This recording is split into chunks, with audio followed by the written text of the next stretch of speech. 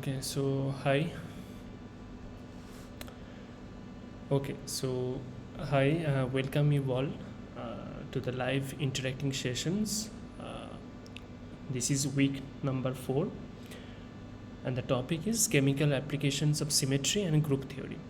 Okay, so basically, what we are doing, so we are basically solving previous year old assignments based on the corresponding week's content. Okay, so that it would be easy for you to solve the current year assignments. Okay. And so this is basically friendly discussion, live discussion sessions. So if you have any doubts regarding any questions, uh, you can just ask me and we can discuss accordingly. Okay, so today also we'll be solving some previous year assignments, previous year questions based on the week 4's content. And so last week we've learned that we learned about the representation of group, right? So for a particular point group or particular symmetry group of a molecule, uh, there are many symmetry operations like identity element and proper axis of rotation, inversion symmetry, improper axis of rotation, vertical mirror plane, that is sigma v, horizontal plane sigma h, diagonal plane sigma d, like this. So how to represent this, all these symmetry operations or symmetry elements? So there are many ways we can represent a particular symmetry elements or symmetry operations. One way is by matrix. Okay, basically to choose a basis. So let's say in our case our basis is x y z. Okay, like Cartesian coordinate system. By choosing this basis, we can represent any symmetry operations or symmetry elements by a matrix. Okay, 3 cos 3 matrix, let's say. So basically, okay, let me just share my screen and I'll start.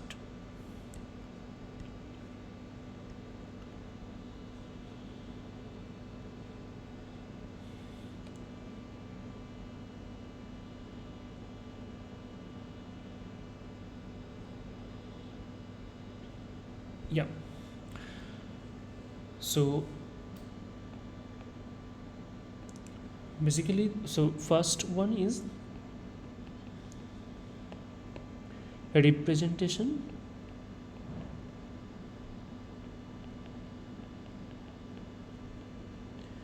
of symmetry operations.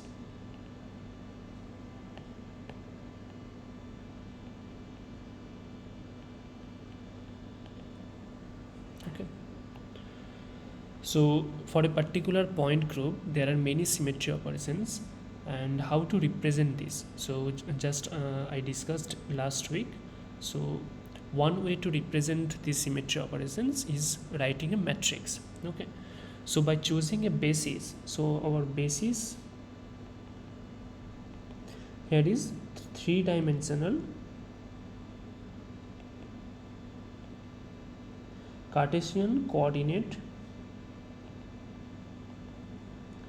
system. Okay, so basically let's say this is a three-dimensional Cartesian system, and this is z, this is x, and this is y.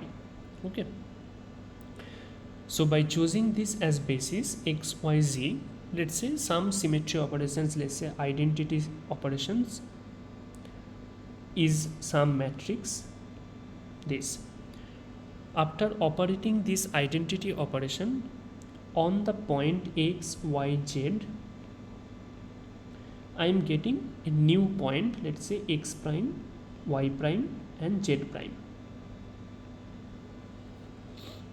Okay, now how this, so how this x, y, z, that means old points and the new points are now related to each other.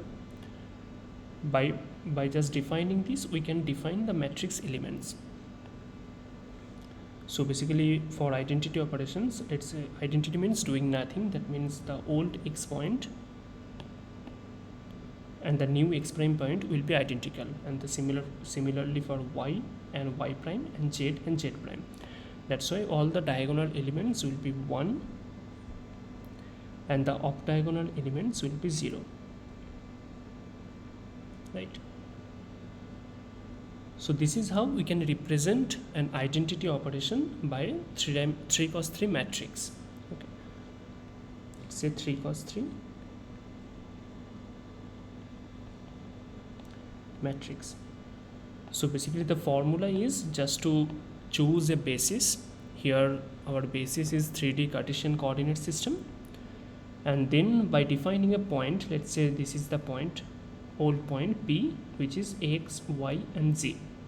Then just by operating a symmetry, particular symmetry operation on this old point, on this point x, y, z, I am getting some new point, x prime, y prime or z prime, right? So x is transformed to x prime, y is getting transformed to y prime and z is getting transformed to z prime. Now just by just investigating how this old x point is getting transformed to x prime and y prime is getting transformed to y prime and z prime is getting transformed to z prime, by just looking into this we can define the matrix elements. Okay, so basically here x and x prime for the identity operations is identical, y prime is identical and z prime is identical. Okay, that's why all the diagonal elements will be 1 and all the off diagonal elements will be 0.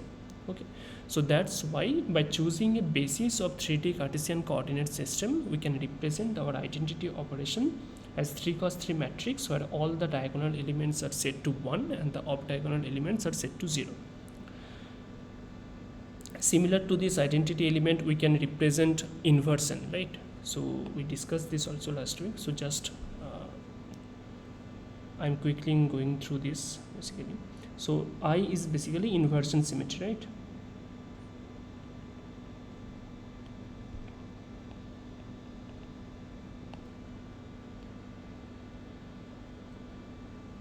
So inversion symmetry does what? So if I just perform inversion symmetry or I on some point x, y, z, let's say I is represented by matrix 3 cos 3 matrix, and I am just operating x, y, z point. I am just operating I on x, y, z point, and then I am getting new point x prime, y prime and z prime, right? So how this x prime, y prime, z prime are now related to x, y, z? What is the relation? So new x prime will be minus x, right? Y prime will be minus y, z prime will be minus z, right? Because I means what? I means just by starting from a point, let's say starting from this point, and if I just go through this point, this middle point, this origin, and I will reach some identical point here. So if I just operate I on some particular point x, y, z, then I will reach minus x, minus y and minus z, right? So that's why x prime will be minus x, y prime will be minus y and z prime will be minus z. So what will be the what will be the matrix elements for I here?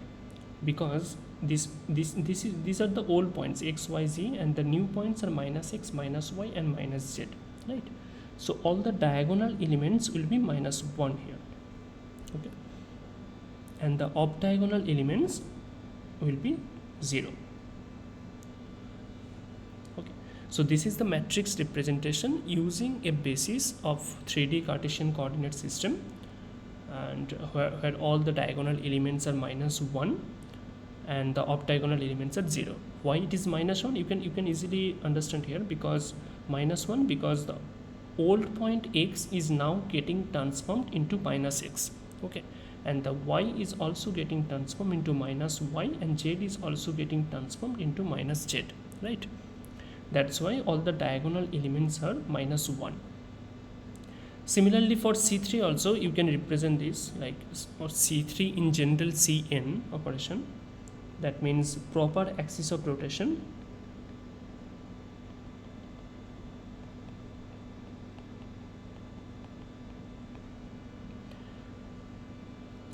where So basically by choosing an axis and by rotating along this axis by 2 pi by n. Okay, so rotation by 2 pi by n. This is the Cn axis. Okay, now last class I just derived the whole how to define the matrix element for proper Cn axis of rotation.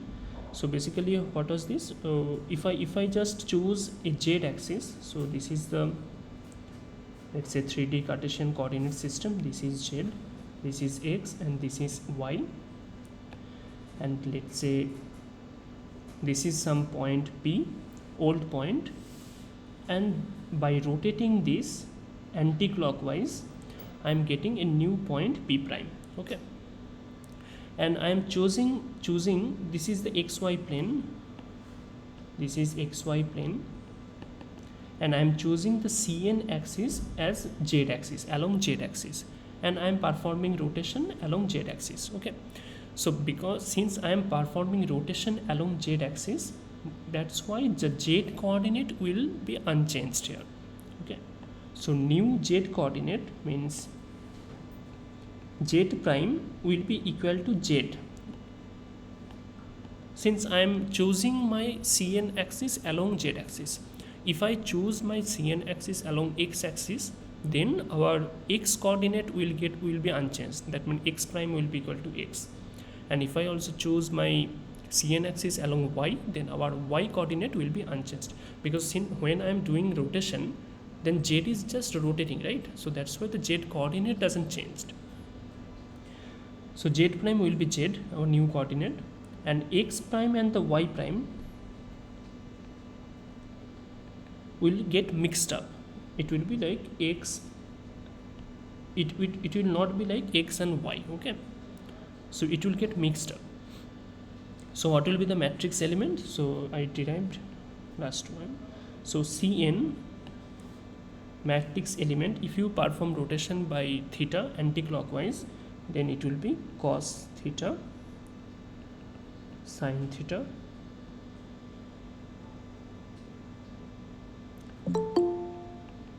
minus sin theta cos theta, right? Oh, sorry.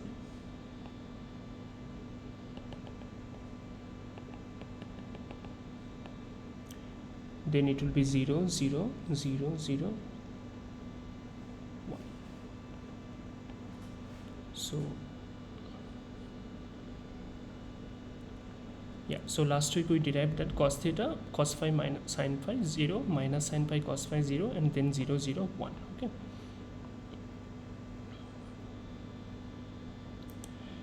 so this is the matrix representation of Cn axis. So this is the rotation anti-clockwise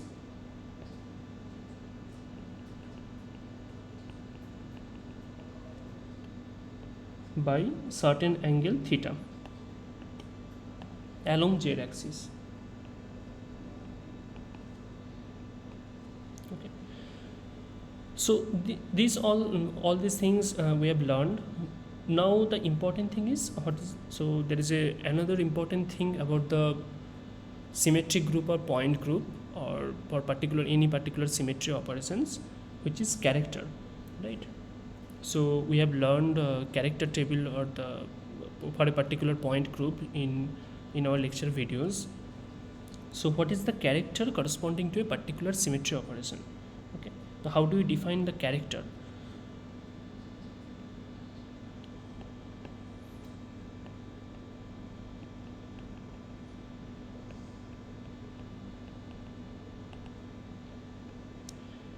So character is basically first we choose a basis.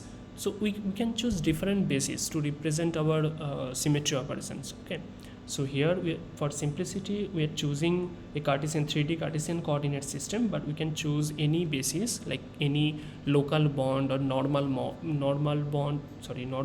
or local mode, any bond vector we can choose as a basis function. Okay, and then using those basis function we can define matrix element corresponding to a particular symmetry operations. Now For a particular symmetry operation, what is character? Character is the trace of that matrix. Okay, so in, let's say, using 3D Cartesian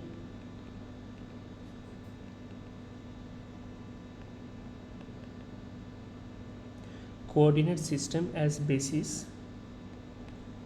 Okay, so using 3D Cartesian coordinate system, we are using this as a basis, and we are representing all these symmetry operations by 3 cos 3 matrix, right?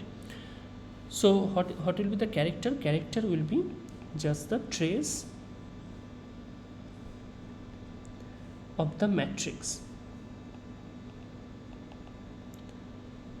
Matrix of what? Matrix which represents or representing particular symmetry operations.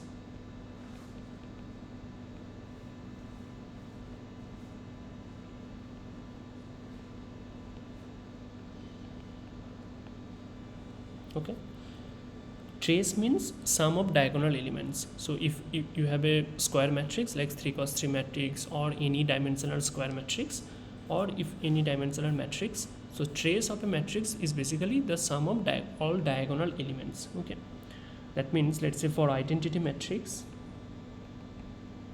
what was the 1 0 0 0 1 0 0 0 1, right? So here diagonal elements are 1 1 and 1. Okay, so here character of identity matrix will be 1, will be 3. Okay, so what will be the character?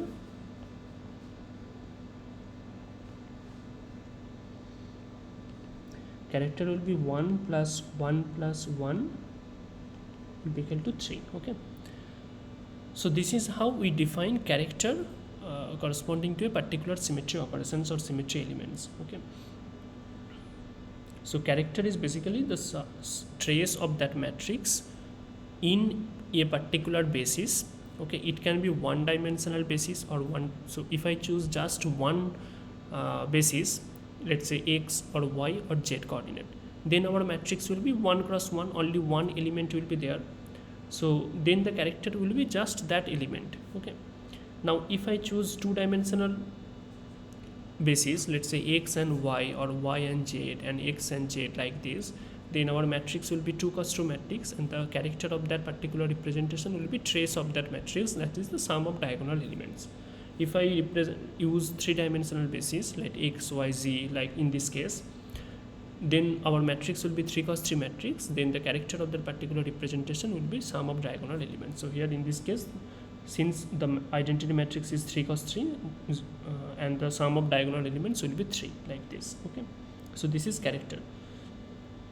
And since we discussed class, so class is a collection of symmetry elements, symmetry operations for a particular point group or particular symmetry group in a molecule. There are various symmetry operations, we know, and if some of the symmetry operations are connected by so-called similarity transformation, or some of the symmetry operations are, let's say, conjugate with each other, then they form a class. Okay, so a class means a group of symmetry operations where all the symmetry operations are now similarity transformed with each other, or we can say they are conjugate with each other. Okay, then they can form a class corresponding to that particular symmetry group. Okay, now character of every symmetry operations, character of each symmetry operations belonging to a particular class will be same. So this is a statement which we can prove easily. So it says that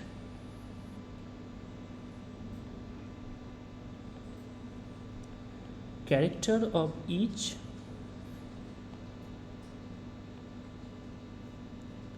symmetry operations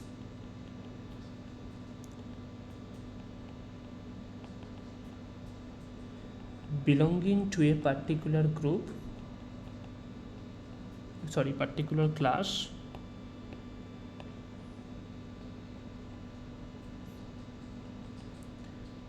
will be same. Okay, So for an example, if we consider NH3 molecule, ammonia molecule, it has lone pair, right, and 3 NH bond. So the point group of ammonia molecule is what? C3V, right?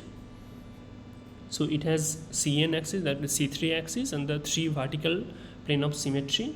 So that's why the point group is C3V.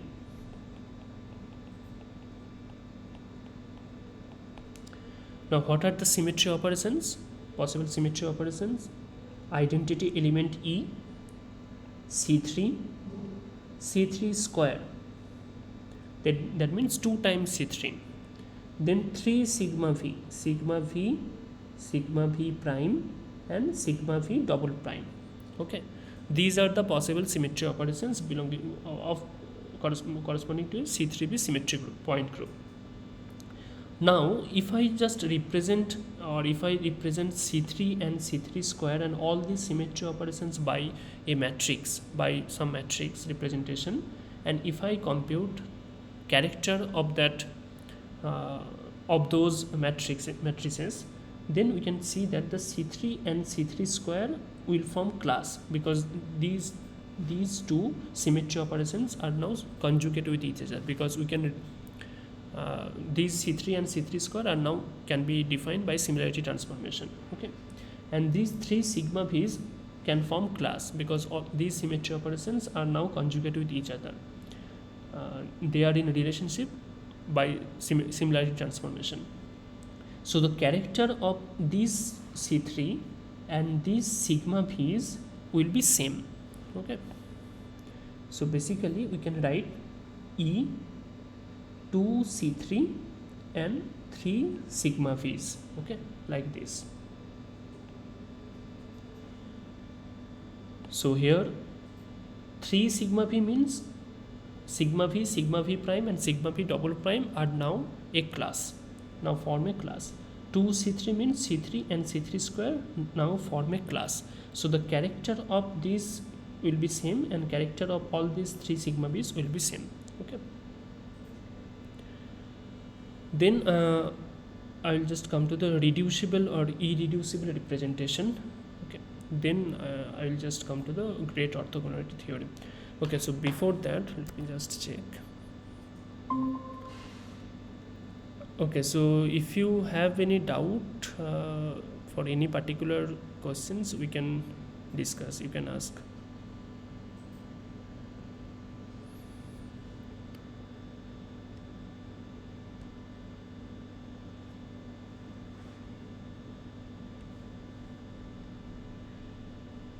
Okay, then okay, so basically you can interrupt me anytime. So if you have any doubts, you can just unmute yourself and ask. So there is no, this is just a friendly discussion, so you can just, we can discuss anything regarding to the question specifically. Okay, now basically, so we have learned the representation of symmetry operations. What is the character? Okay, what is the character? Hi Satish, can you hear me?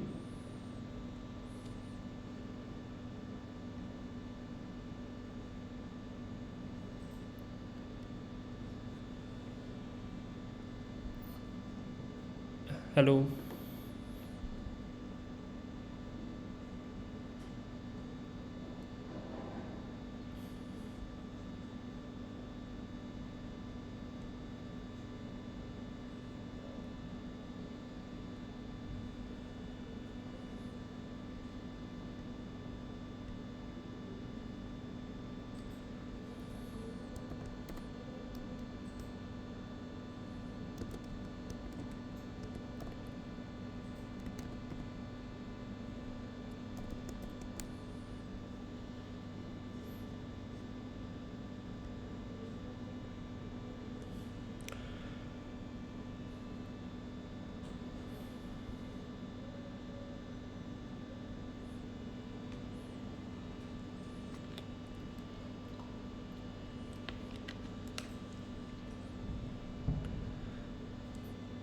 Okay, then so I will just continue with the reducible and irreducible representation.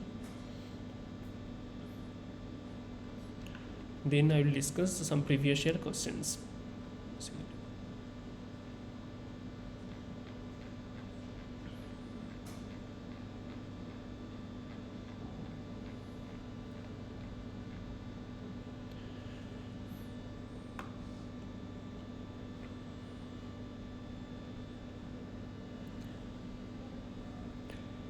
Okay, so now representation of a particular point group.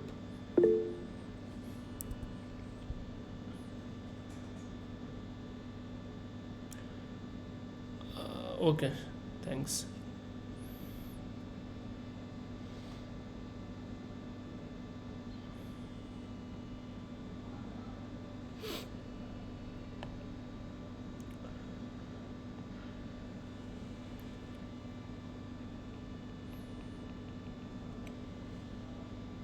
Okay, so now basically representation of a particular point group.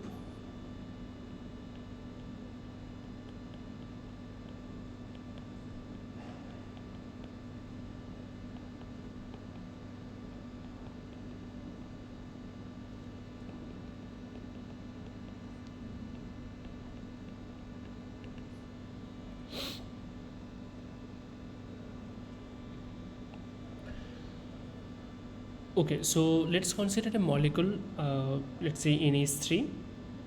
So for the NH3 molecule, what will be the point group? Point group is C3b. Okay, right? So we have discussed this. Now for this point group C3b, how do we represent this point group? Okay, so basically there are various representation. Okay, so because so there are possible, so for the C3b point group, we have seen that there are possible symmetry operations are E, C3, C3 square, sigma v prime, and sigma v double prime, right? So these are the possible symmetry operations. Now if I can choose any basis and I can define or I can represent these symmetry operations as a matrix corresponding to that basis function. So basically what will be the representation of the overall group? Okay, now there are various representation possible. So one is like irreducible representation, or first thing is reducible.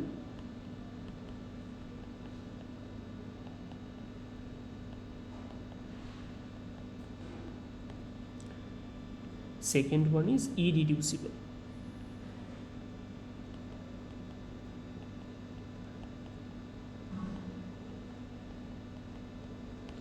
Okay, now before going into the reducible representation, so we have to learn about the block factored matrices. Okay, so if in a particular basis, by using some basis, let's say our matrices, if our matrix, or if the matrix element like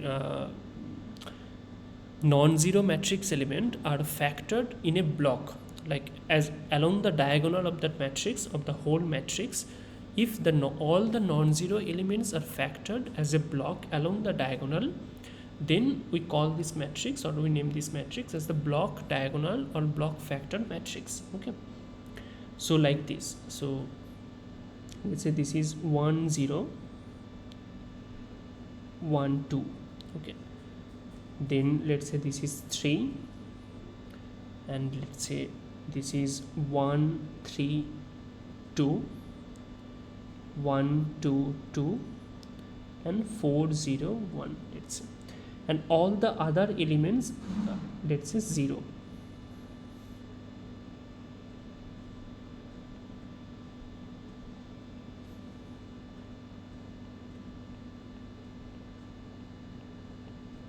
Okay, so this is our whole matrix. Okay, matrix. Now if you look close enough, all the non-zero elements, that means 1 1 2 here, like this 1 1 2 3 1 3 2 1 2 2 4 0 1. These are kind of factored as a block along the diagonal, or they are arranged as a block along the diagonal, okay, like this.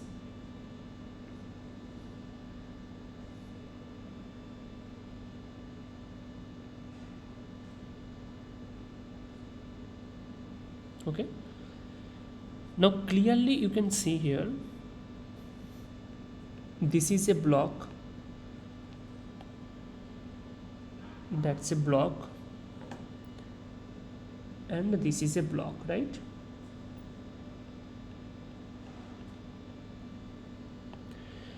So along the diagonal, so this is the diagonal of this whole matrix. So along the diagonal, all the non-zero elements are kind of arranged or kind of factored as a block here, okay. So this is a perfect example of block diagonal or block factored matrix, okay. Now if you have this kind of block diagonal or block factor matrix, and if you multiply it with another block factor matrix, okay, so if you multiply, let's say 4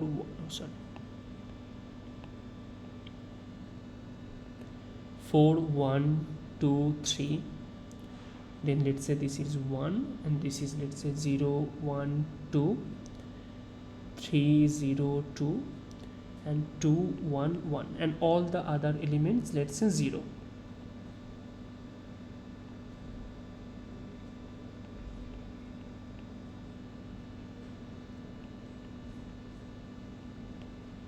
So this is also a block factored matrix, okay. Why? You can clearly see here, this is one block, this is another block, and this is another block, sorry, okay. So if you multiply two block diagonal or block factored matrix, then the resultant matrix will be another block diagonal matrix, okay. So if you multiply these two matrix, so resultant matrix, I am not doing that, resultant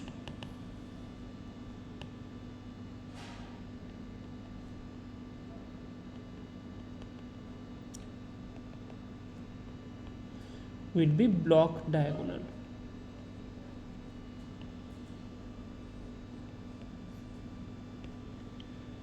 okay. Now this is not the surprising thing. So surprising thing is that, so resultant matrix will be block diagonal, that is okay, but the elements of the resultant matrix, that after multiplication, the elements of the resultant matrix, so if you just multiply these two blocks, let's say this yellow colored block, and if you multiply this yellow colored block, then the resultant block will be the first block of the resultant matrix, okay. Now if you, then the next block will be this blue colored block multiplied by this blue colored block, and the third block will be this purple colored or violet colored block times multiplied by this violet colored block. That means the interesting thing is that the resultant matrix will be block diagonal again if you multiply two block diagonal or block factor matrix. But interestingly, so multiplication is done by block, okay. That means first block times first block, second block times second block, third block multiplied by third block, like this, okay.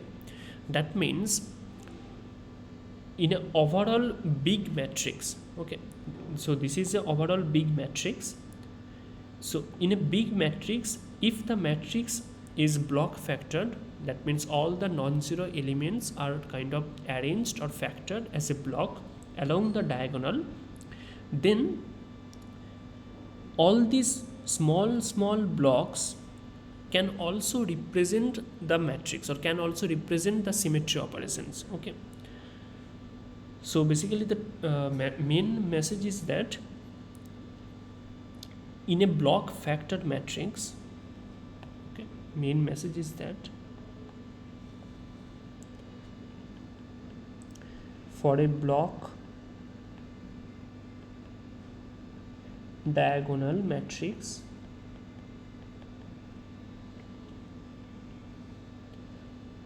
so if you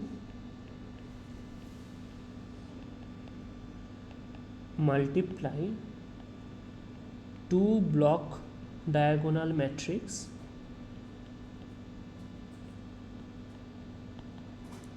then the resultant matrix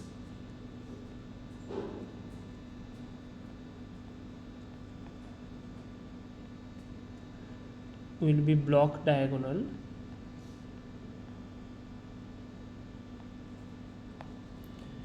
this is first point, and the second point is multiplication is done block wise. Okay,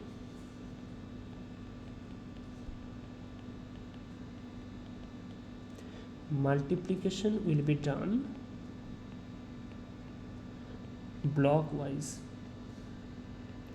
That means first block will be multiplied by the first block, second block will be multiplied by the second block, third block will be multiplied by the third block, like this. Okay, now imagine, so what is our goal here? So here we are considering a molecule, and molecule belongs to a particular point group or symmetry group, right? And corresponding to that particular point group there are various symmetry operations or symmetry elements. Now you have to represent all these symmetry operations or symmetry elements using some kind of basis.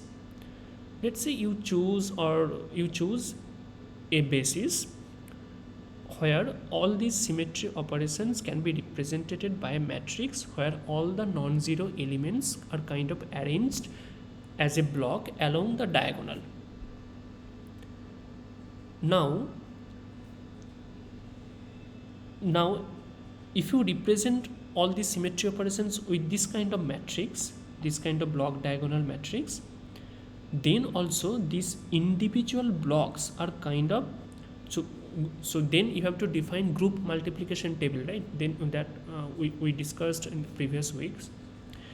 So then in the group multiplication table, when you multiply two different block diagonal matrix, resultant matrix will be block diagonal, and that is not the interesting thing. Most interesting thing is that the individual blocks will getting multiplied with each other. Okay, that means first block will get multiplied by the first block, second block will get multiplied by the second block, like this.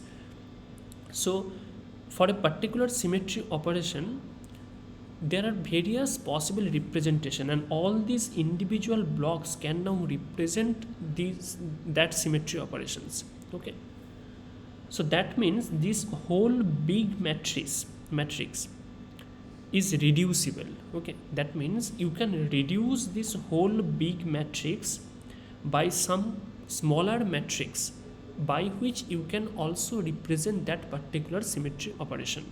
Okay, so that's why we are calling this representation as reducible representation.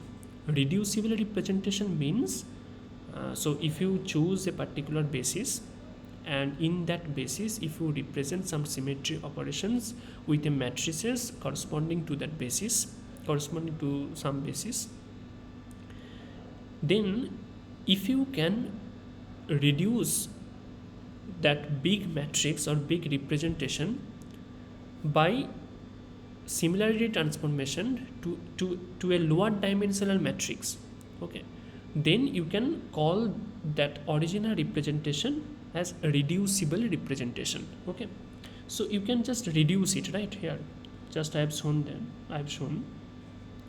So reducible representation means, okay,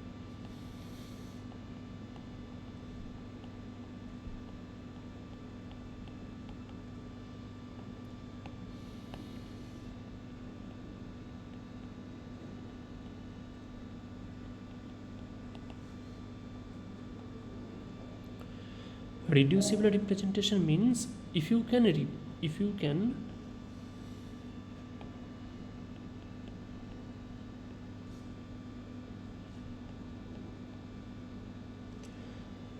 reduce a matrix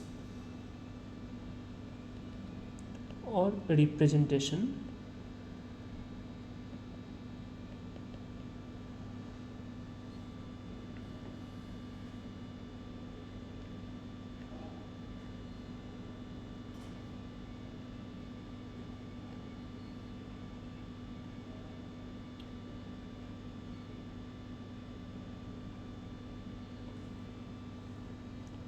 by similarity transformation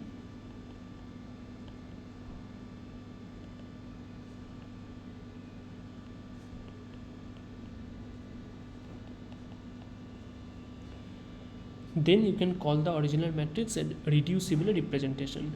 Now by just reducing it, if you can find or if you can reach any representation, if you can reach an representation or matrix, a representation or matrix where you cannot further reduce it, then that ultimate representation or ultimate matrix representation will be called irreducible representation. Okay, so if you cannot further reduce it, then that will be called, that matrix representation will be called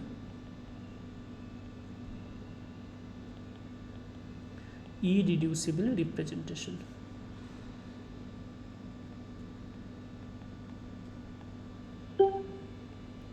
Okay.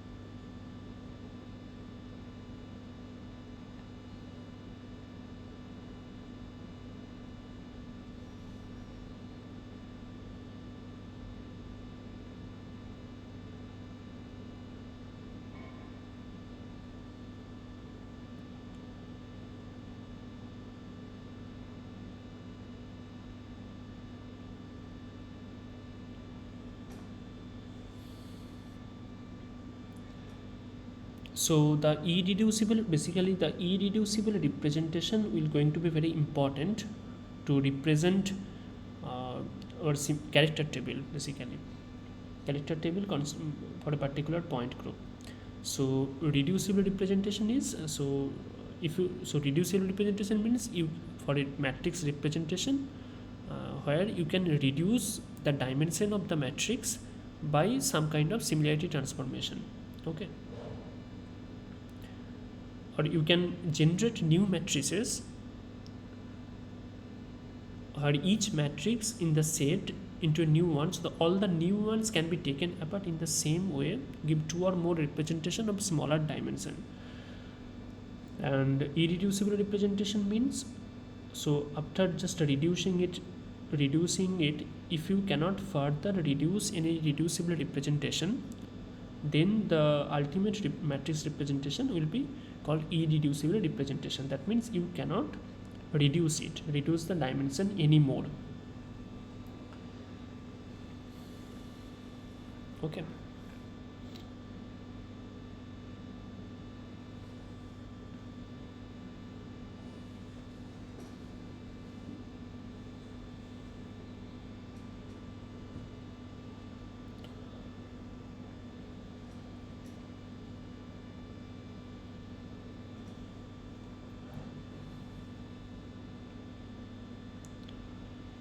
now we'll come to the great orthogonality theorem part.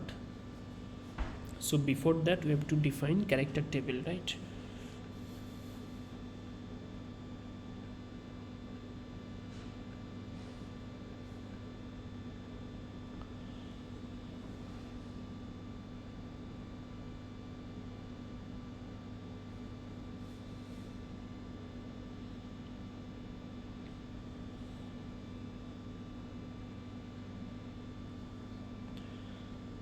Okay, so to further illustrate the irreducible representation first before coming into the character table. Okay, so basically let's say we have some elements A, B, C, D like this. Okay, now let's say by similarity transformation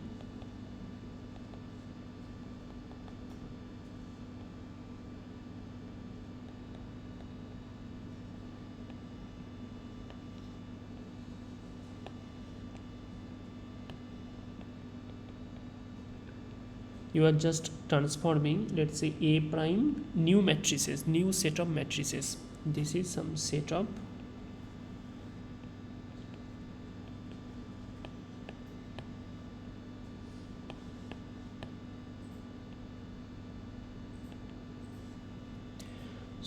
and these are new matrices.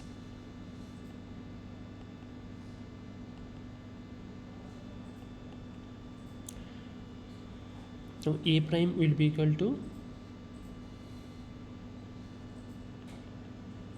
let's say, F A F inverse. B prime will be equal to, let's say, F B F inverse. Okay, like this. So these A prime, B prime, C prime, D prime, this new set of matrices will also represent or will also satisfy group multiplication table.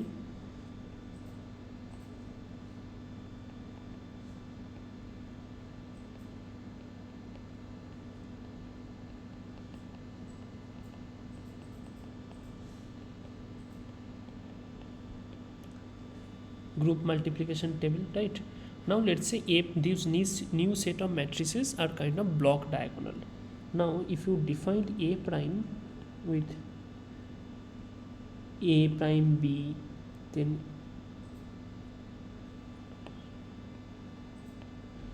A prime 1, A2 prime, A3 prime, like this. This block, these individual blocks will also satisfy group multiplication table, right? Because we have just shown that for a particular block diagonal matrix or block factor matrix, the multiplication will be done blockwise. Okay, so these small blocks will also satisfy group multiplication table. Okay, that means it can also represent some symmetry operations. That means you can reduce this old set of matrices A, B, C, D by new matrices of lower dimension, having lower dimension, A prime, A1 prime, A2 prime, A3 prime, like this. Okay, that means you can, this new old set of matrices A, B, C, D are reducible representation of a particular symmetry operations, and then your new set of matrices A1 prime, A2 prime or A3 prime having lower dimension, if you cannot reduce it further, then this new set of matrices will be called irreducible representation of a particular symmetry operation. Okay, so that's the basic difference. Okay, now character table.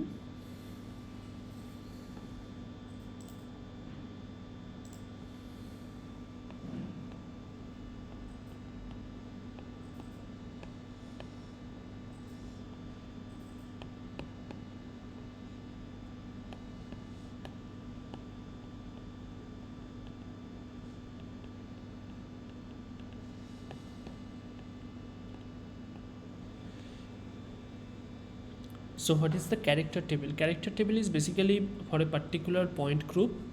So first we have to define, or we have to look for the possible symmetry operations. Okay, then we can choose a basis, and by operating each symmetry operations on that particular basis or on that particular function, we can represent each symmetry operations by a matrix. Okay, now if we represent each symmetry operation by matrix, then we can define or we can compute the character corresponding to that particular matrix or particular symmetry operations. So if for each symmetry operation there will be a character, there will be an integer number. Okay, it can be positive, it can be negative, it can be 0, but there will be an integer number. Okay, so that is called the character table. So basically for a particular point group there are possible symmetry operations, and by choosing a basis you can represent all these symmetry operations by some kind of matrix of having different dimension depending upon the dimension of the basis function. Now for each symmetry operation you can compute or you can define character, and if you can just group all these characters corresponding to all these symmetry operations belonging to a point group, then that particular table is called the character table. Okay, so how to define character table? Character table is basically, first here let's consider the C3V point group.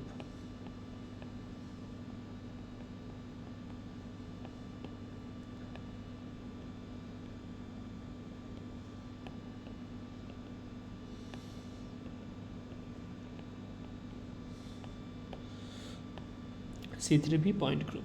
Okay, so what is the possible symmetry operations here? First one is E, then 2C3, then 3 sigma phi. Okay, these are the possible symmetry operations.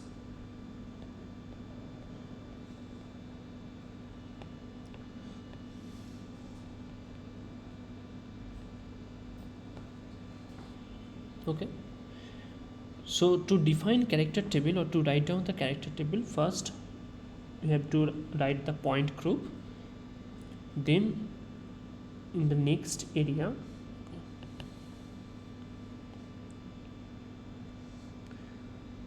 we have to write 3 all the possible symmetry operations, E, 2C3, 3 sigma phi's. Okay, E, 2C3, 3 sigma phi's.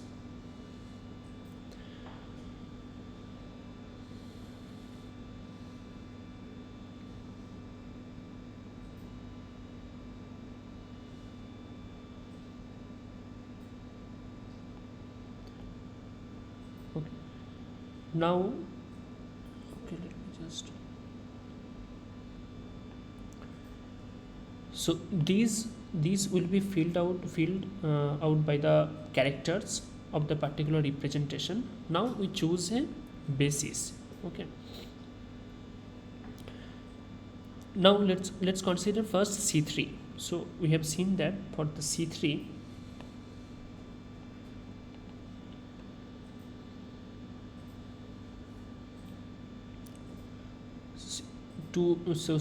so if I choose, so basically if I choose, so this is area 1, this is area 2, this is area 3, and this is area 4, right? So if I choose X, Y, Z basis, then in this basis we can represent the symmetry operations as matrices. Okay, so E will be 1 0 0 0 1 0 0 0 1, right? This will be E, identity operations. Now C3 symmetry operations,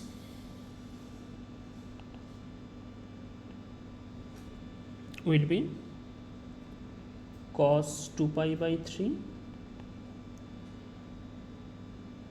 sin 2 pi by 3, 0, minus sin 2 pi by 3,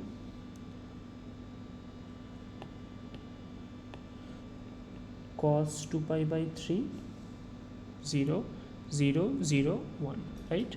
Because we are choosing C3 along Z axis, so Z coordinate will be unchanged here, that's why it is 1. And sigma v also, if you represent sigma v, that means vertical plane of symmetry, then it will be a sigma v along xz, if you can. Okay. Then 1 0 0 0 minus 1 0 and 0 0 1. Okay, sigma v xz. So x and z coordinate will be unchanged, and y coordinate will get converted into minus y. Okay, that's why 1 0 0 0 minus 1 0 and 0 0 1. So kind of if If you closely look into these three matrices, then you can see that the z coordinates doesn't change. Okay, so by identity operation z coordinate is 1, c3 operation z coordinate is 1, and the z matrix element basically, and sigma b xz, the z doesn't change, z coordinate also doesn't change. Okay, and all other cases, now this is kind of block factored, and this also kind of block factored, and this also kind of block factored, right? Okay, that means z can act as a separate basis, because all these three symmetry operations E, C3 and sigma b, if I perform all these three symmetry operations on z, then the z coordinate will not be changed. So z can act as a separate basis, independent basis, and x and y are getting mixed up, because if you see C3 here, C3 operations, by performing C3 operations, the x and y are kind of mixed up, and this is block diagonal, this is block diagonal, this is also block diagonal,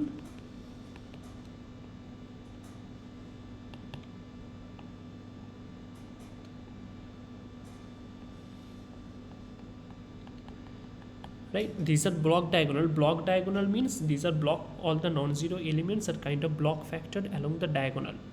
That means all small block matrices can now represent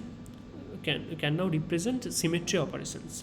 Okay, so basically in C3b point group, z can act as an independent basis, and x and y are kind of getting mixed up by C3 operations. That means x and y can act as a combined basis.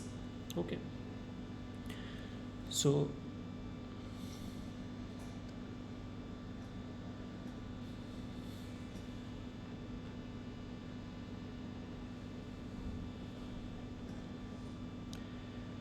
z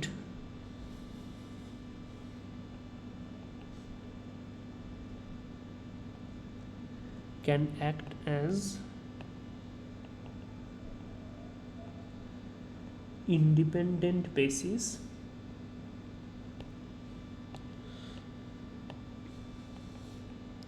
and x and y can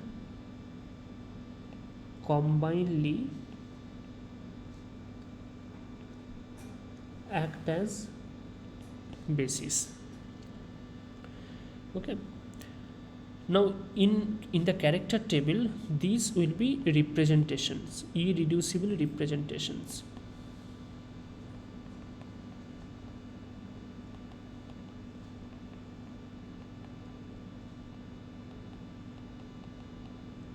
I will come into that.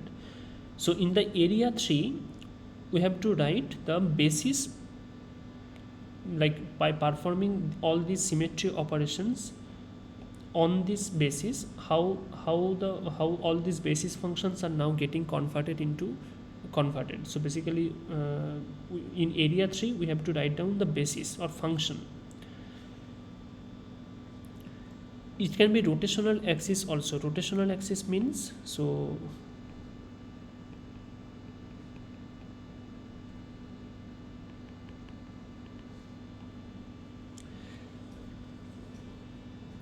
rotational axis means, let's say this can be defined as Rx, Ry and Rz.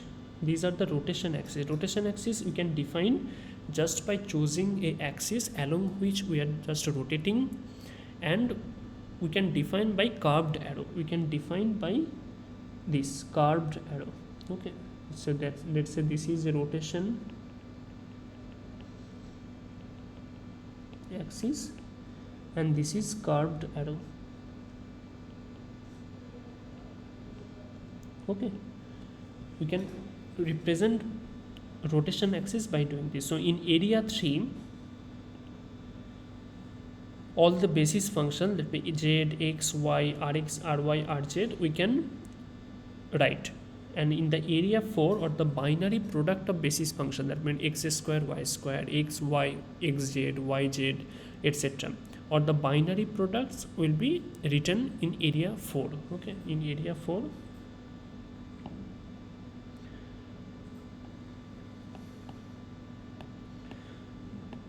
In area 4, all the binary operations will be there. So binary product, basically we can use d orbital functions here basically. Okay, like dz square, dx square minus y square, dxz, dyz, dxy, because we know how this dxy, dxz, dx square minus y square, dz square look like.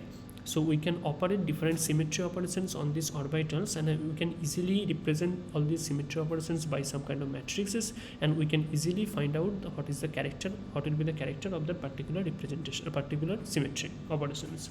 Okay, so yeah, then there are certain rules to represent. So in the area 1, so in the area 1 it will be irreducible representation. Okay, there are various irreducible representation possible, that there is a proper method to name it. Actually, there is a rule, there is a procedure we have to follow. Okay, so I'll just discuss it briefly. So for the C3 beam, this is E 2 C3 3 sigma V's. Okay,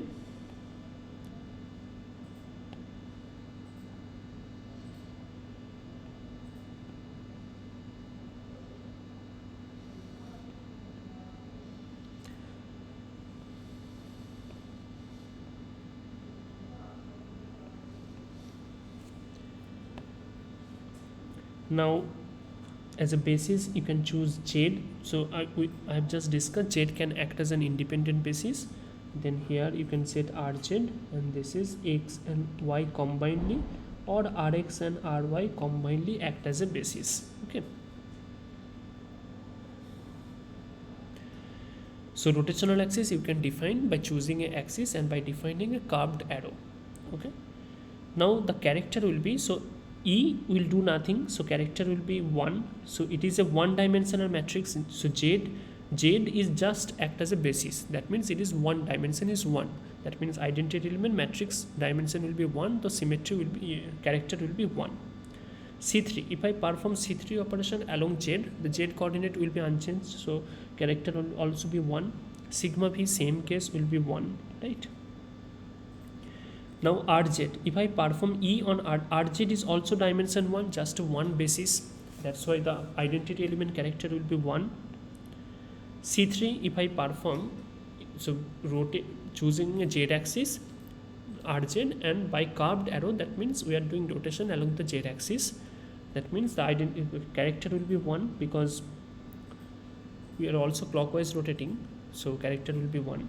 Sigma V, so XZ, if I choosing XZ, so curved arrow, that means if I choose a mirror there, okay, that means, so if I choose a mirror there, let's say this is a mirror, then the clockwise rotation will be converted to anti-clockwise rotation, right?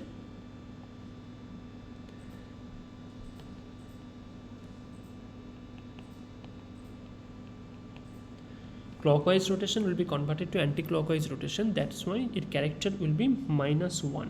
Okay, RZ is getting, RZ plus is getting converted to RZ minus. That's why the character will be -1. Now in the third case, X and Y and Rx and Ry combinedly act as a basis. That means here matrix dimension, basis dimension is 2. Two kinds of basis function we are using, so basis dimension will be 2. So the matrix representation, by matrix by which we are representing the symmetry operations will have dimension 2. That means the identity element, what will be the matrix? Identity element matrix will be 0 1 0 0 1. So the trace will be 2. Character mean what? Character mean trace of that matrix, that is sum of diagonal elements. Okay, so here trace will be 2, the character will be 2.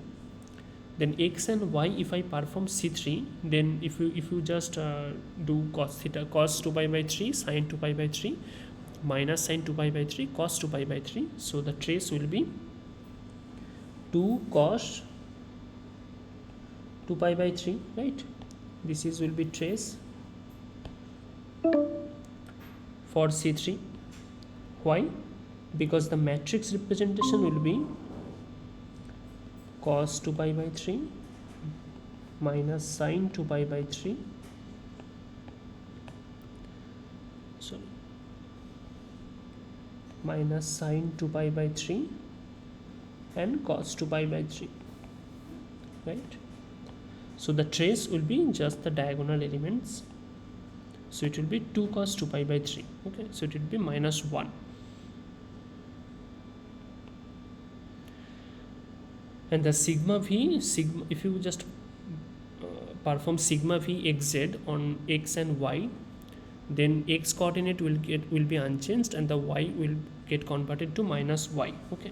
So for the sigma v, what will be the matrix? Matrix will be 1 0 0 minus 1, right? So here trace will be 1 plus minus 1 will be 0, so character will be 0, okay? Now we have got 3 representation, 3 irreducible representation. These are irreducible representation. Now how do I represent it? How do I write it? Okay. Now first rule is, if the character is 1,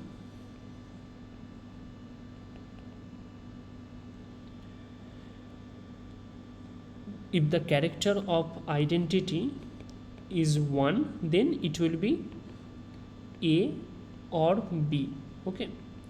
It will be, the representation will be A or B.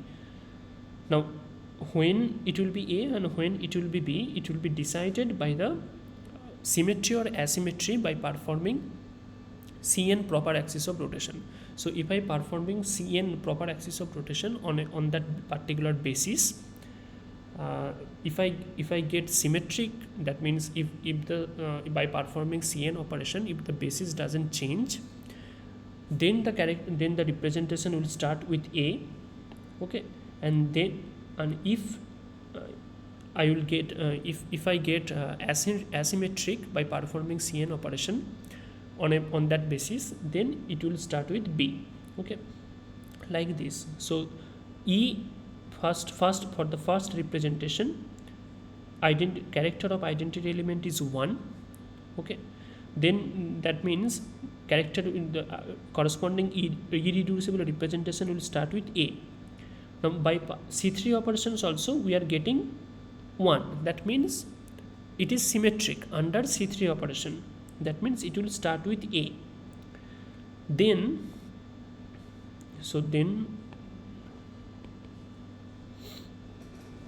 we have to look for perpendicular C2. So first A or B will be done by symmetric or anti-symmetric under Cn operation. Then we have to look for any perpendicular C2, symmetric or asymmetric under perpendicular C2. If it is symmetric, then it will be A1. If it is anti-symmetric, then it will be A2. If in a particular point group there is no C2 perpendicular C2 present, then we have to look for sigma v, perpendicular vertical plane of symmetry, okay? It is perpendicular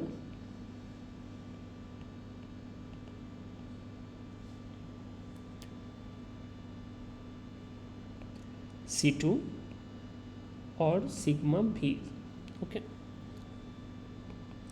Then we have to look for sigma h, then the prime and double prime will be there.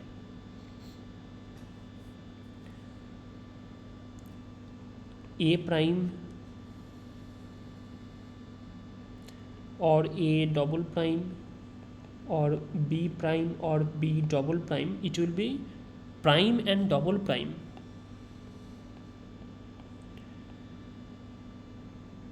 will be done by sigma h. If it is symmetric, then it will be prime. If it is antisymmetric under sigma h, then it will be denoted as double prime. Okay, like this. Then some special operations, like if the character of the identity element, character is denoted by chi identity element is 2. Okay, then the representation will start with e, and if the character of identity element is 3, that means there are 3 bases. The dimension of matrix by which we are representing the symmetry operations is 3 cos 3 matrix. Okay, that's why the character of the identity element is 3, that is the trace of the matrix. So then the representation will start with t, like this. Okay, so here if we just name the individual irreducible representation, so first identity element character is 1, that means it will be A or B. Then we have to look for symmetric or asymmetric under C3. So we have got character 1 under C3, that means it is symmetric, that means it will, the irreducible representation will start with A. Now sigma under sigma V also it is symmetric, that means the character irreducible representation it will be A1. Okay, next character of the identity element is 1, that means it will start with A or B. Then the under C3 it is also symmetric, then it will be A. Under sigma V it is asymmetric, -1, then that means it will be A2. Next, character of the identity operation is 2, that means it is 2-dimensional matrix, basis is 2, dimension of the matrix is 2, that's why the trace and the character is 2. So it will be E. Special representation, it will be E. Okay, like this. Now we will discuss the group great orthogonality theorem.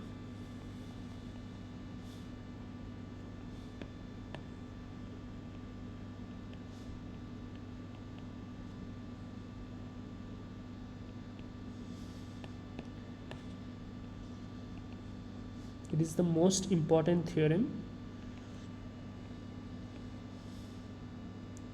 Short form is GOT.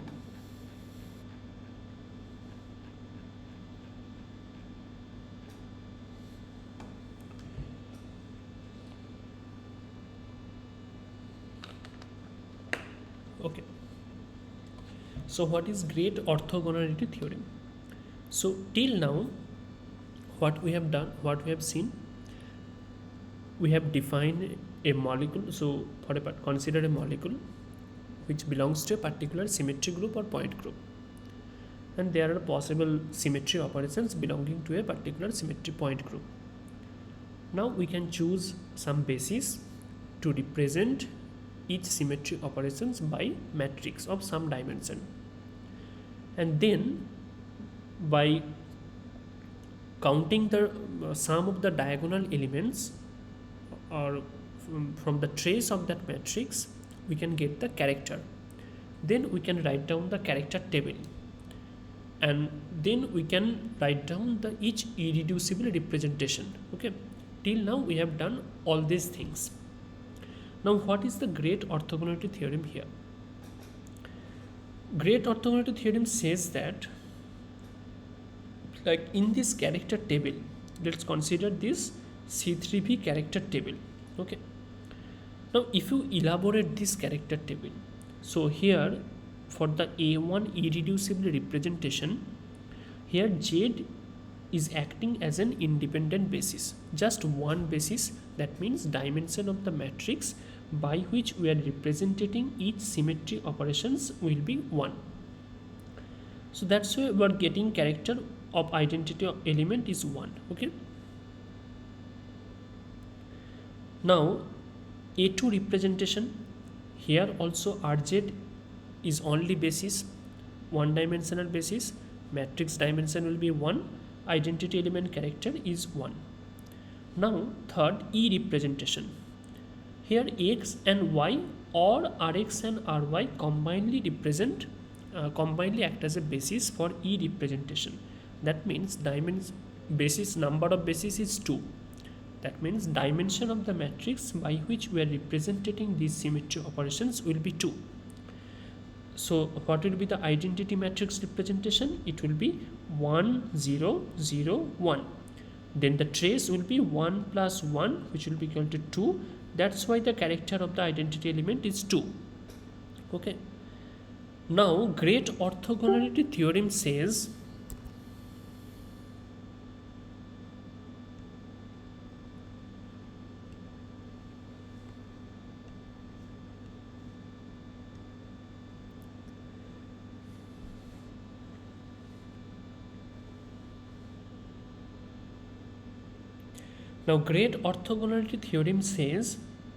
for a particular irreducible representation, let's say A1 or A2, so if you pick any element, let's say for identity, for each operation you pick one element each. So for identity operation you pick this element, for C3 operation you pick this element, for sigma v operation you pick this element. Okay, so for each representation this can act as a vector. Okay, this element, the combination of these three elements can act as a vector. Or let's say this, for a particular symmetry operation, let's say E, for a particular symmetry operation, let's say we are considering only E symmetry operations, each element for individual representation A1 if you choose one element, A2 if you choose one element, E for a particular representation the matrix will be 1 0 0 1 like this. So then if you choose one matrix element, then the combination of all these elements will act as a vector. Okay, vector in what? So first we have to define the order of the group. What is the order of the group? Order of the group is number of sum of symmetry operations. E 2 C3 3 sigma b. So 3 plus 2 plus 1, that means total 6. So order of the group is 6. Okay.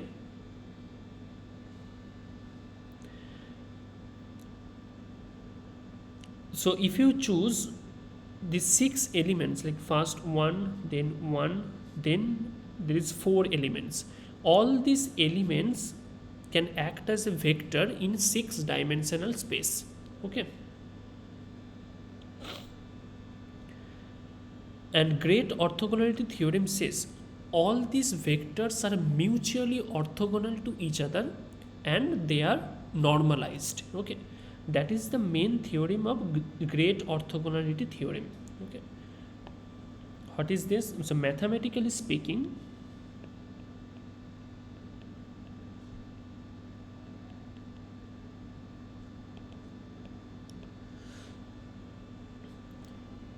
sum over R gamma, capital gamma is irreducible representation. Okay, gamma I R mn, then gamma j R m prime n prime star. Here we are denoting star because to define complex conjugate, but if our character table consists of only real number, then the star won't have any meaning. Okay, any meaningful, because real number doesn't have any complex conjugate, but complex number will have complex conjugate. It will be equal to h by root over of li lj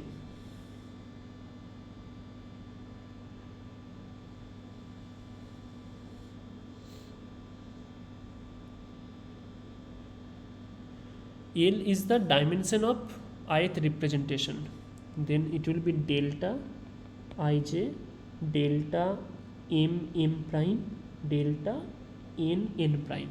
Okay, so this is the mathematical representation of great orthogonality theorem.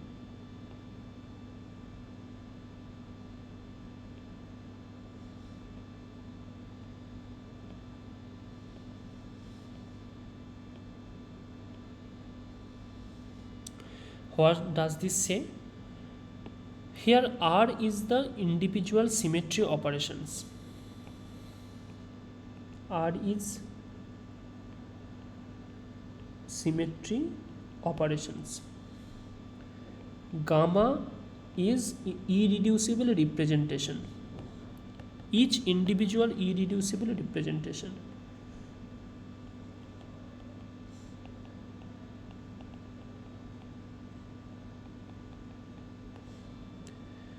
Okay. Now I and J, gamma I, gamma J, two different individual irreducible representation. Now for corresponding to individual representation,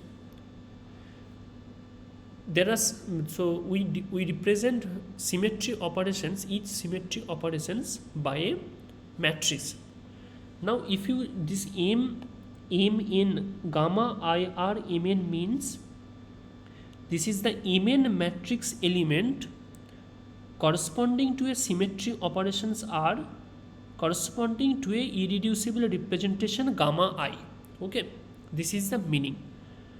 Now if you choose this symmetry if you sum over symmetry, so for a particular, so if you choose two vector, okay, like this, so these are the symmetry operations, that means this is R and these are the irreducible representation, that means this is capital gamma.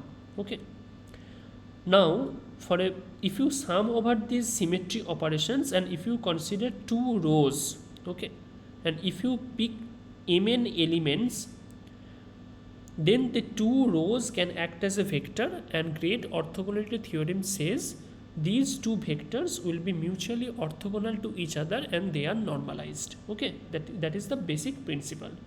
Okay, that means if you I and j equal to I not is equal to j, that means if you choose two different irreducible representation and if you multiply two vectors corresponding to two different irreducible representation, then that will be orthogonal. That's why we are using delta function here. That means delta ij, where I equal to j, then delta ij will be equal to 1. If I not is equal to j, then delta ij will be equal to 0. Similarly for Mn, if you choose same matrix element Mn, then it will be equal to 1, otherwise it will be equal to 0. If you choose two different matrix element, that means if you choose 1 2 of one operation and 2 2 for another operation, then it will be equal to 0. Okay, like this. So if you break this term, so it will be converted into three rules. First one, sum of symmetry operations gamma I R Mn, then gamma j R Mn will be equal to 0 if I not is equal to j. That means if you choose two different irreducible representation and if you pick same matrix element, then it will be orthogonal, the vector will be orthogonal. Next will be sum of R, then gamma I R Mn and gamma I of R M prime n prime, it will be 0 if m not is equal to m prime and n not is equal to n prime, right? That means if you choose same irreducible representation but different matrix element, then also it will be equal to 0, that because there is delta function here, delta m prime and delta n prime. Third rule will be sum of R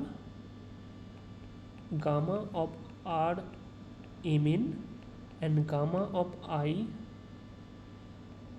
R Mn, it will be equal to H by Li. This is the important rule. That means if you choose for corresponding to particular irreducible representation, if you choose same matrix element for each symmetry operations, that means that vector will be normalized, and it will be, the value will be h by li, where h is the order of the matrix or order of the point group, and li is the dimension of that representation. Dimension, what will be the dimension of the representation? Dimension of the representation means the number of bases we are using to represent a symmetry operations, and it will be equal to the character of the identity operation. Okay, so li will be equal to the character of the identity operation. So if you break down this term, so first rule says, there are 5 rules basically you can write down.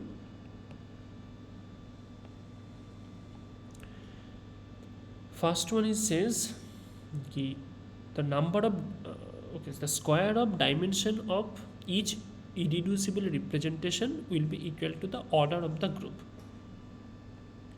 Sum of I li square,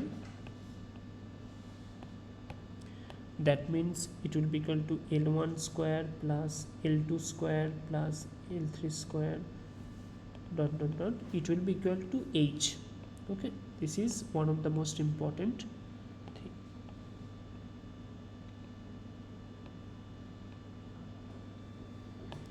The sum of the dimension of the irreducible representation will be equal to order of the group. Now how do you define the dimension of irreducible representation? So it is the dimension of irreducible representation. Dimension of the irreducible representation will be equal to character of identity operation E. That means number of bases we are using to represent a particular symmetry operation. That means you can write down this rule as sum of I xi e square will be equal to h. Okay. Also the second rule will be, if you sum over R for a particular individual symmetry operation in irreducible representation, if you sum over R and if you just do the square of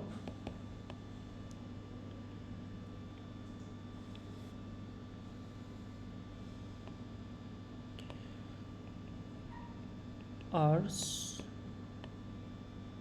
square, then also it will be equal to H. That means the vector is normalized, right?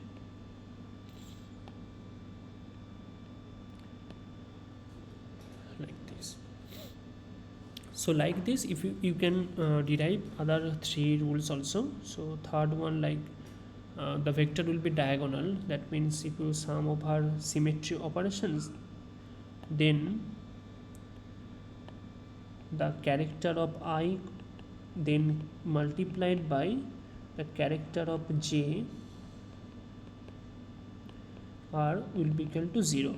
Okay, that means 2 vectors, 2 rows are orthogonal to each other when I not is equal to J. Okay, like this. Or same character, each symmetry operations belonging to a class will have the same character. Okay, and number of irreducible representation will be equal to number of classes in that particular point group. This is important. So number of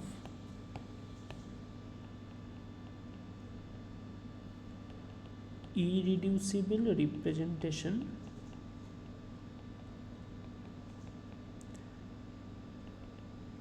will be equal to number of classes. Okay.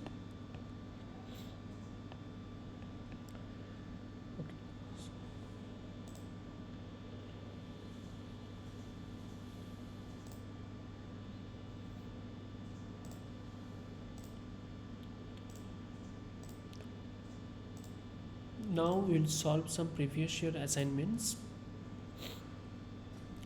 So first one says matrices which describe the transformation of a set of orthogonal coordinates by proper and improper rotations are called orthogonal matrices. Okay, so this is the general thing. So if you represent some rotation matrix like proper and improper, if you represent matrix for a proper and improper axis of rotation, that means what does the proper and improper axis of rotation do? They rotate the orthogonal coordinates x and y. If you choose the rotation axis along z, then it can rotate x and y rotation axis, right? X and y orthogonal axes. So if you represent this proper and improper axis of representation by some matrix, then the matrices will be orthogonal. So orthogonal matrix, there is a relationship. That means let's say A is an orthogonal matrix, then the A transpose will be equal to 1. Oh, sorry, 0. Now the question number 2. Conjugate matrices have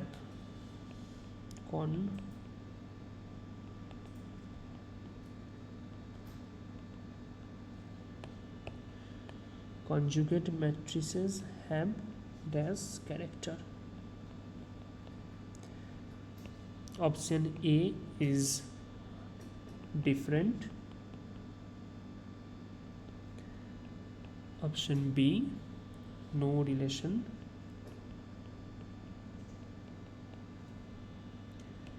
Option C, depends on the symmetry element.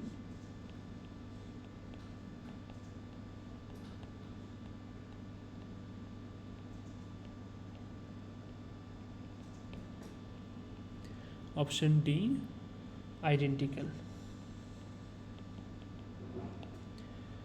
So conjugate matrix, that means matrices which are in similarity transform with each other, which have relation, which are similarity transform with each other, and we know that the matrices which are in similarity transform with each other have same character. That means conjugate matrices will have identical character.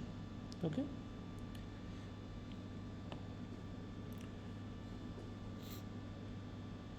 What will be the trait?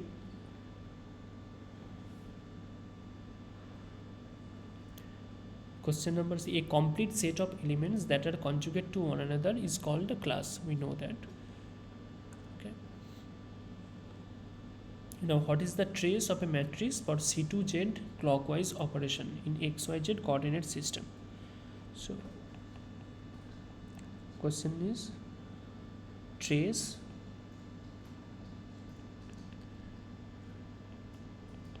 a matrix for C2Z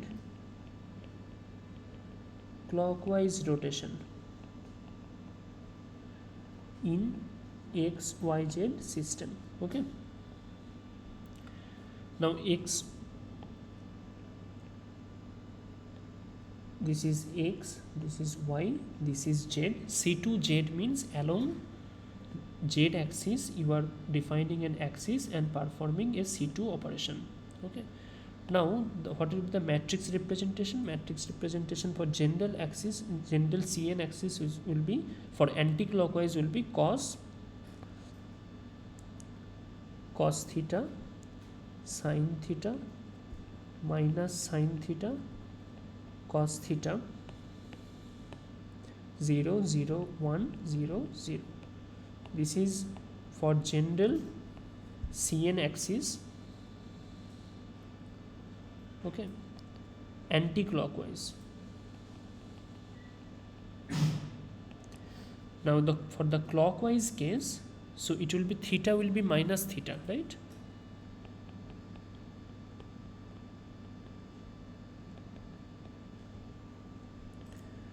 Theta will be minus theta. So C2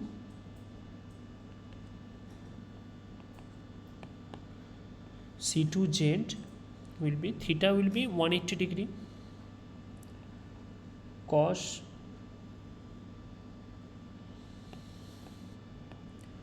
cos minus theta, sin minus theta, minus sin minus theta, cos minus theta, 0 0 1 0 0, right?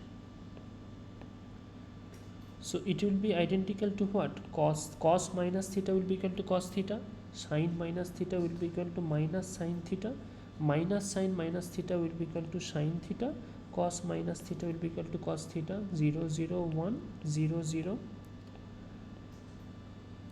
Now trace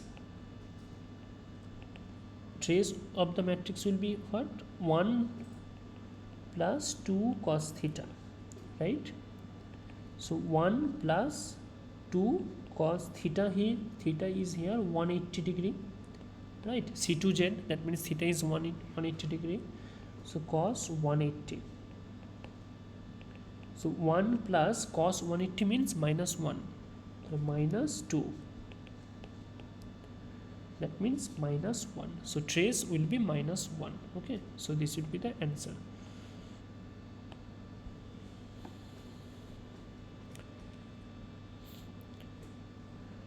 Now question 4. So we have a table is given, character table is given, and we have to define a Mulliken symbol corresponding to the character. Okay, by looking into the characters of different symmetry operations. Okay, so character table is given like D3 group, then E 2C3 3C2, it is given. Okay,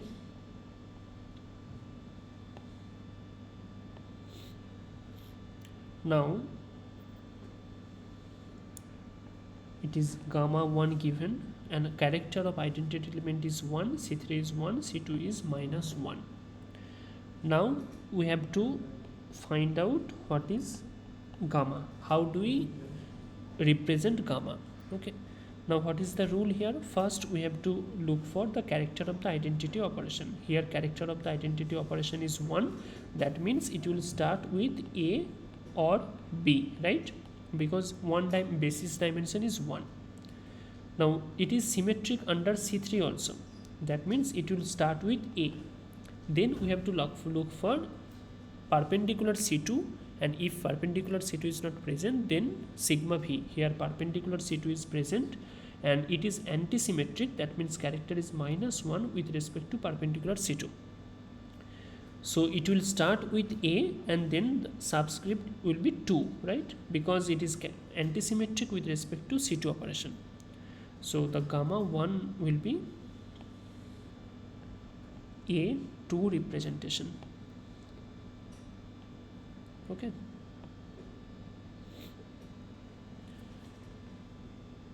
Again, then similar type of question. A symmetry character table is given D2 E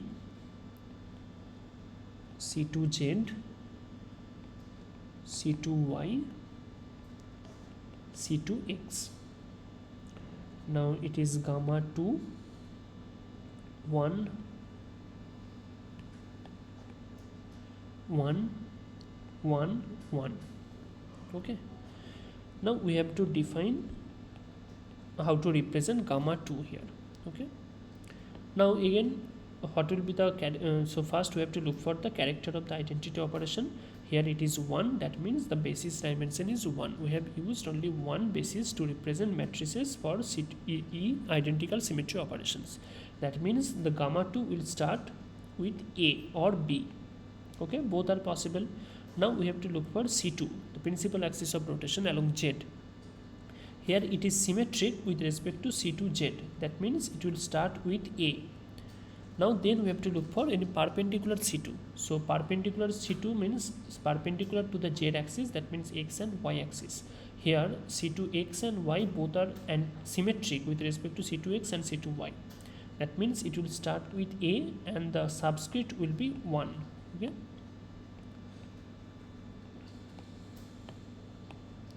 So gamma 2 will be equal to will be represented by A1 like this. Now question number 6 is, now consider a water molecule, okay, and taking 3n Cartesian coordinates as basis set, and taking 3n Cartesian coordinates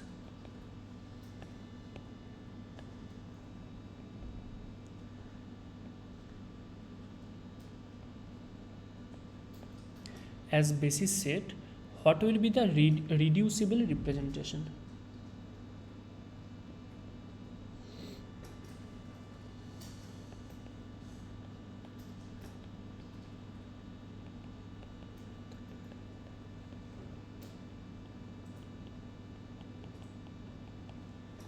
Okay, so we have discussed that we can choose any kind of basis. So here, so this is a triatomic molecule, and for the triatomic molecule means 3 atoms are there. So we can define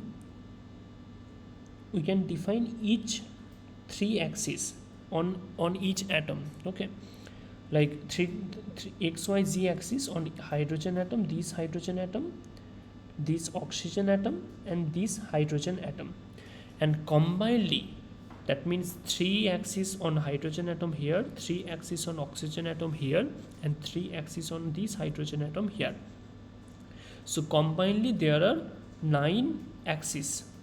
So with this 9 Cartesian coordinates as a base, we can take these 9 Cartesian coordinates as basis, and we can represent each symmetry operations in this basis. Okay, that means what will be the character of the identity operation? Identity operation character will be 9. Okay, because here the what are the basis dimension of the basis is 9, because we are taking 9 Cartesian coordinates, so each 3 Cartesian coordinates of each 3 atoms. So the identity operation will be represented by 9. Okay, that means 1 1 1 1 1 1 1 2 3 4 5 6 7 8 9, then all the off diagonal elements will be 0. Okay, so this is the diagonal element and all the off diagonal element will be 0. That means the trace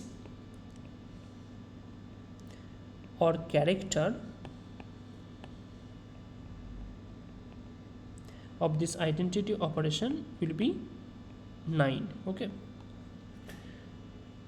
so basically what will be the answer? Reducible representation, so it would be E, then C2Z, then sigma V xz, then sigma V yz. Okay, so identity element character will be 9, then C2Z it will be -1, sigma V xz it will be 3, and sigma P yz it will be 1. Okay, so that means for each molecule, let's say CH3OH, okay, for each molecule you can take Cartesian coordinates on each atom. So let's say there are n number of atoms are there in a molecule, then there are 3n Cartesian coordinates will be. Okay, so you can take these 3n Cartesian coordinates as a basis, and you can represent a matrix in these 3n Cartesian coordinates to represent some each symmetry operations. So the character or trace of the identity representation in this 3n Cartesian coordinate will be 3n. Okay,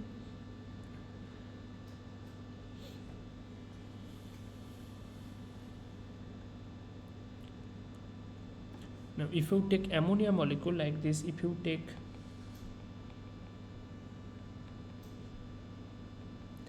ammonia molecule, then how many atoms are there? N equal to 3 plus 1 4 5 6.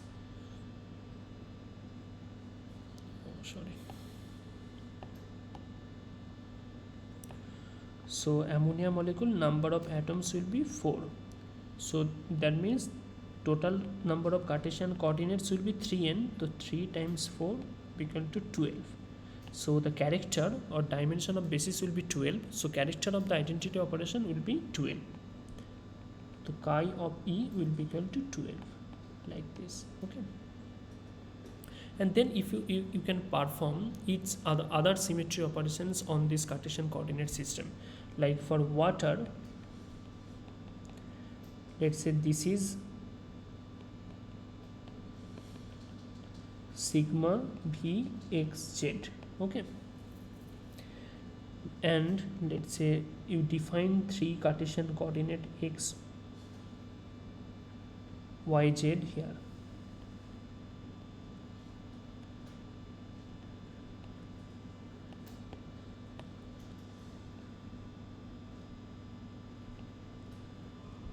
Okay.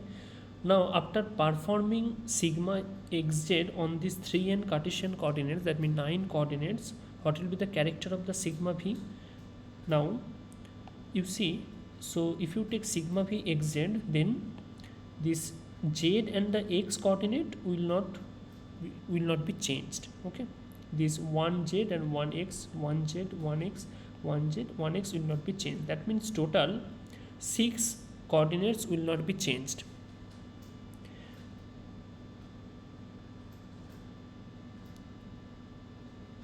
Okay, six coordinates will not be changed. Sigma v.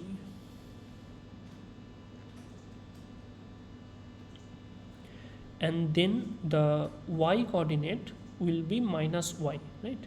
So then 3y, that means 3y will be converted to minus y, then and 6 will not be changed, and the 3 will be minus 3. So 6 minus 3 will be equal to 3. So that's why the character of sigma v xz, if you take 3n Cartesian coordinates as a basis, the character of sigma v xz will be equal to 3. Okay, that's why it is 3. Like this, you can just do this by imagining each 3 axes on each atom, and by performing symmetry operations, and visually you can see what are the coordinates will get converted what are the coordinates will not be changed, and what are the coordinates will be changed, and how it is getting converted into how, like this. Okay.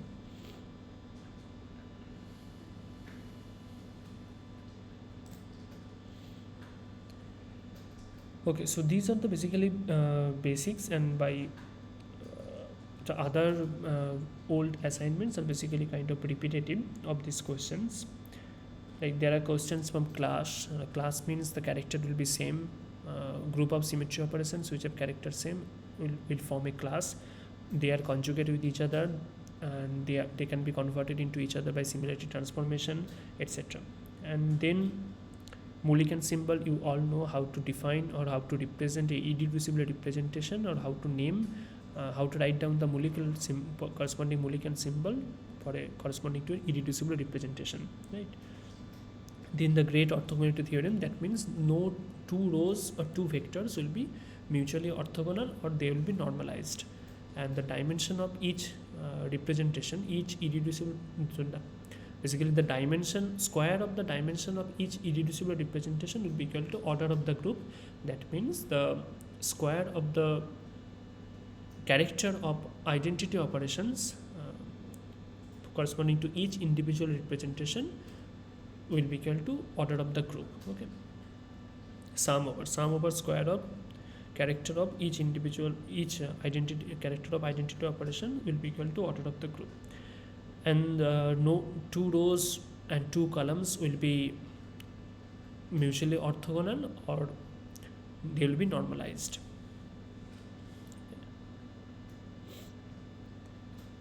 Okay, so in the next week we'll continue with the great orthogonality theorem, and we'll solve some other examples so that it will be familiar to you.